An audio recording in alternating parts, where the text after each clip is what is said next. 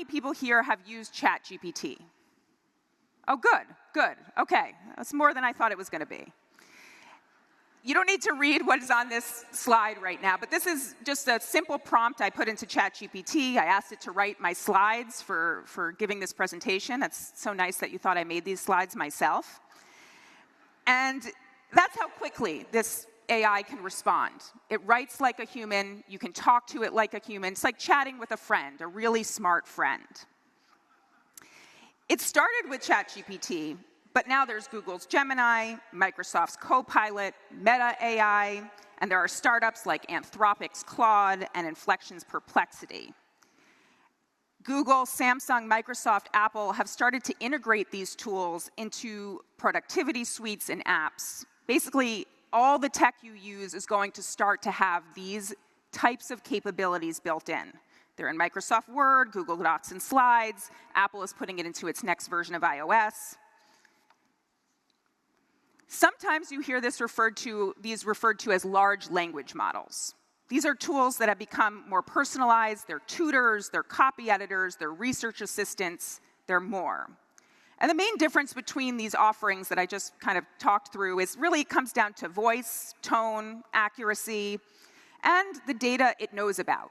Some of the more advanced models, like ChatGPT's GPT-4o or Gemini, they're aware of recent happenings in the world. They might know about the debates last week. Others are not based on data that would have that current info or not be able to access the web. Also, the thing that you kind of need to remember with these is that they don't always tell the truth, and we're going to get to that soon and why that is. Again, don't have time to go through all of the capabilities that you could do with a chatbot, but summarization seems like a good one, and I did tell Michael backstage he could summarize some of his opening remarks using one of these, so we're going to work on that afterwards. I have a special appointment at his house, I believe, later this week we'll work through that.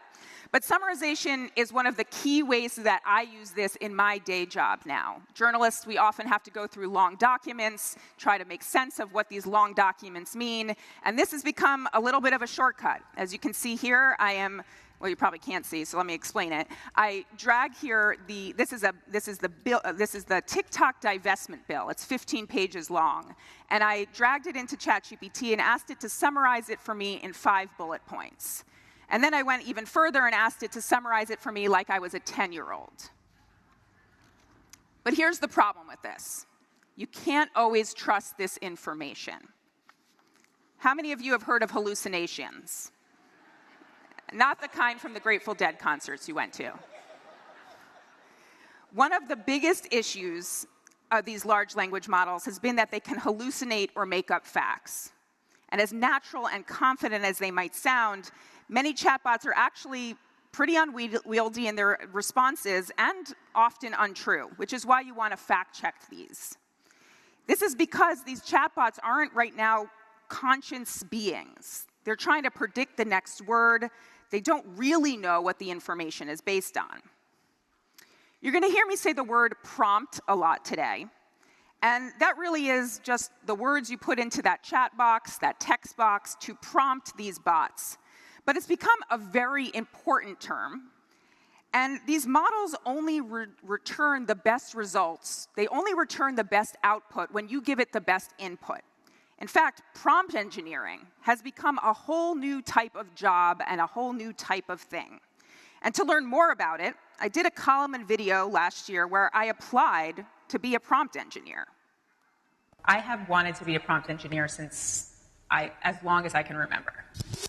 All right, fine. The company was in on this little experiment. It's really interesting that you say that because the role actually didn't exist until maybe a year ago. Yes, prompt engineering is a totally new type of job because, well, large language models, or LLMs, like ChatGPT, only hit the scene a year ago. And if you've used ChatGPT, prompt engineering is actually pretty easy to understand. You type in your prompt, instructing whatever you'd like the large language model to do. The model then returns an answer, but sometimes that answer is unwieldy or not what you wanted. The better the input, the better the output. For really one of the first times ever, we've been able to expose a pretty complicated piece of technology to someone that doesn't know how to code, to someone that knows how to talk to these models in a highly instructive, highly clear way. And that person is the prompt engineer. I didn't get the job, sadly, for a few reasons, I think. Mostly I really love my current job.